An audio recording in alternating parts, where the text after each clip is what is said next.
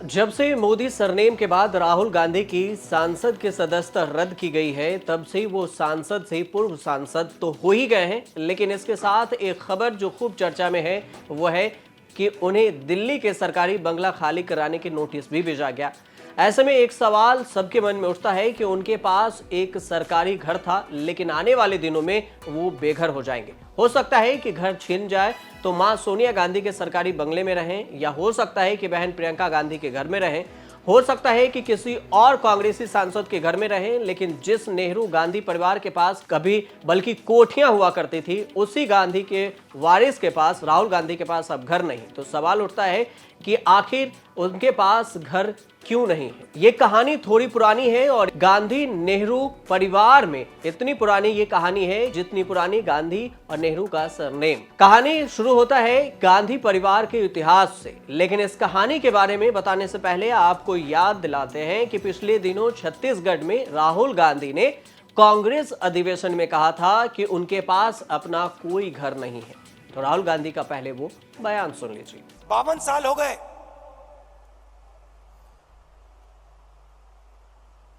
मेरे पास घर नहीं है, आज तक घर नहीं है। और हमारे परिवार का जो घर है वो इलाहाबाद में है, वो भी हमारा घर नहीं है। तो जो घर होता है उसके साथ मेरा बड़ा अजीब सा रिश्ता है। मैं 12 तुगलक लेन में रहता हूं, मगर मेरे लिए वो घर नहीं है।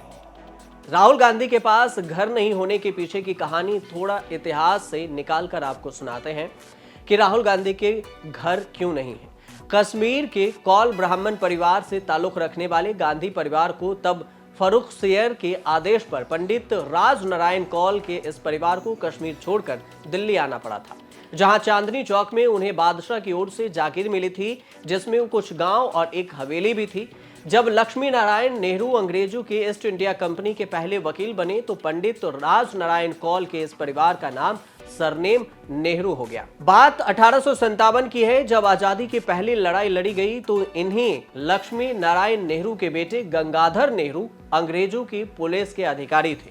आजादी की लड़ाई के दौरान दिल्ली के हजारों लोगों को अपना घर बार छोड़कर जाना पड़ा था। गंगाधर नेहरू का परिवार भी उन्हीं में से एक था। वरिष्ठ पत्रकार रशीद किदवई अपनी किताब 24 अकबर रोड में कई ऐसी जानकारी शेयर करते हैं। उन्होंने अपनी किताब में लिखा है कि गंगाधर नेहरू, उनकी पत्नी जीरो रानी, उनके 2 बेटे वंशीधर और नंदलाल और उनकी 2 बेटियों को जब दिल्ली छोड़ना पड़ा, उस वक्त अंग्रेजों ने उन्हें भी मार ही दिया होता। लेकिन तब गंगाधर नेहरू की एक बेटी अंग्रेजों की तरह दिखती थी और वंशीधर की अंग्रेजी अंग्रेजों की तरह थी। तो लोग सोच रहे थे कि ये अंग्रेज होंगे और इस तरह से बच गए और आगरा पहुंच गए। मोतीलाल का जन्म हुआ और गांधी की कहानी आपको बताते हैं कि वंशीधर आगरा जुडिशियल कोर्ट में काम करने लगे और नंदलाल स्कूल मास्टर बन गए। 1861 में गंगाधर नेहरू की आगरा में मौत हो गई। इस वक्त जीरो रानी गर्भवती थी। कुछ ही दिनों के बाद उन्होंने एक बेटे को जन्म दिया जिसका नाम मोतीलाल नेहरू रखा गया। तब नंदलाल ने ही अपनी मां जीरो रानी और अपने छोटे भाई मोतीलाल की देखभाल की। 1870 आते आते नंदलाल वकील बन गए। उस वक्त मोतीलाल की उम्र महज 9 साल की थी। देखते ही देखते मोतीलाल बड़े हुए और 1883 में मोतीलाल ने कैम्ब्रिज से वकालत की डिग्री हासिल की।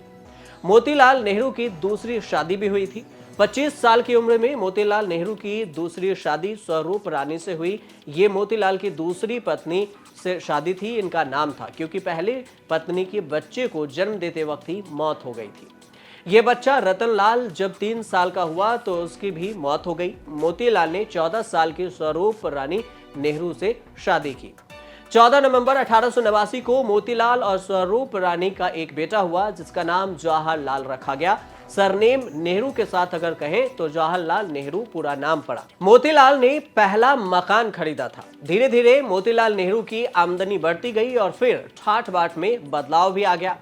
सबसे पहले उन्होंने इलाहाबाद के सबसे महंगे इलाके 9 एलिगन रोड में रहने के लिए चले गए, तब उनके पास अपना कोई मकान नहीं था।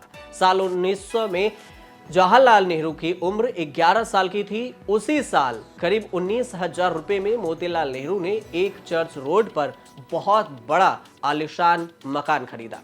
इस घर में लॉन था, फलों के बगीचे थे और स्विमिंग पूल तक था। अब कितना बड़ा आलीशान था, इससे अंदाजा लगाइए। घर के रेनोवेशन के लिए मोतीलाल नेहरू ने यूरोप और चीन के दौरे भी किए थे। वहां से फर्नीचर और घर के दूसरे साजो सामान ला लाकर घर में लगवाया था। उस वक्त उस घर के टॉयलेट में फ्लश लगे थे कि उस दौर की बात है, जो इलाहाबाद में ऐसा करने वाला पहला घर था। इस घर का नाम आनंद भवन रखा गया। 30 साल बाद 1930 में मोतीलाल नेहरू ने एक और नया घर बनवाया। ये घर पुराने घर के पीछे ही था। अब पुराना वाला जो घर था वो आनंद भवन, उसका नाम बदलकर स्वराज भवन कर दिया गया और मोतीलाल ने अपने पुराने घर को देश को समर्पित कर दिया। लेकिन अगले ही साल 1931 में मोतीलाल नेहरू की मौत हो गई और घर को ही कांग्रेस दफ्तर बना दिया। भारत की आजादी यानी कि 15 अगस्त 1947 तक ये आनंद भवन नेहरू परिवार का घर हुआ करता था, जो कांग्रेस दफ्तर दोनों ही बन गया।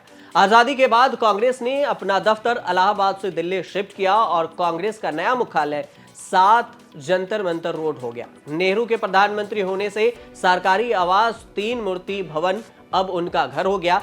उनके निधन के बाद इसे भी स्मारक में तब्दील कर दिया गया और नेहरू का जो घर था उसे भी उनके परिवार को छोड़ना पड़ा। जब इंदिरा गांधी प्रधानमंत्री बन गई तो 1969 में उन्होंने इलाहाबाद वाले आनंद भवन को देश को समर्पित कर दिया। अब ये राष्ट्रीय स्मारक हो गया।